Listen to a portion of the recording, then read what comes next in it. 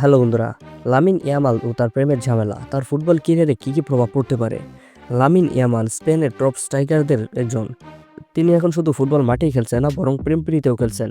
কিন্তু তার এই প্রেমের ঝামেলা তার ফুটবল ক্যারিয়ারে কী প্রভাব পড়তে পারে, চলুন জেনে নিই বিস্তারিত। প্রথম সমস্যা হলো ফোকাস হারানো। যখন মাঠে বল থাকে তখন মন তো থাকে হাই কিউট মেসেজে। তখন গোল না মেরে বল চলে যায় গ্যালারির পাশে। কোচ বলেন, লামিন তুমি প্রেমে নয় ফুটবলে দৌড়াও। দ্বিতীয় সমস্যা ইনজুরি। প্রেমে মগ্ন হলেও মাঠে দৌড়ানো চলবে না। দৌড়াতে গিয়ে হঠাৎ মাটিতে লাফ, হ্যাঁ আমি ইনজুরি। লামিন হয়তো বলেই ফেলবে যে প্রেমের জন্য তো একটু ফিট থাকতে হবে। তৃতীয় সমস্যা মিডিয়া। লামিন ইয়ামাল যা বলে পত্রিকা ও সোশ্যাল মিডিয়া ভাবে তা ফানি হেডলাইন, লাভ স্টোরি এবং গোল মিস। লামিন ইয়ামাল মাঠে ব্যর্থ, কিন্তু প্রেমপ্রীতি ব্যর্থ নয়। আর সব ফ্যান তার সোশ্যাল মিডিয়ার ফিডে ট্রোলিং শুরু করবে। শেষের ব্যাপারটা ভয়ানক ফানি হবে। সবচেয়ে বড় সমস্যা কোচের রিয়াকশন। যখন লামিন প্রেমে মগ্ন হয়ে হেরে বসে থাকবে, তখন কোচ বলবেন, লামিন তুমি কি প্রেম প্রীতিতে দৌড়াচ্ছ নাকি ফুটবলে দৌড়াচ্ছ? আর এই ছোট ছোট প্রেম প্রীতি তার ফুটবল ক্যারিয়ারের গ্রেড কমিয়ে দিতে পারে।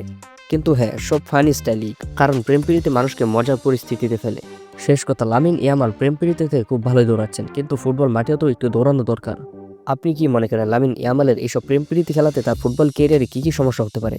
কমেন্টে জানাতে পারেন আপনার মতামত। তো ভিডিওটি ভালো লাগলে অবশ্যই আমাদের চ্যানেলটি সাবস্ক্রাইব করে ভিডিওতে একটি লাইক করে দিবেন। তো আজকের মতো এই পর্যন্তই। সবাই ভালো থাকেন, সুস্থ থাকেন। আল্লাহ হাফিজ।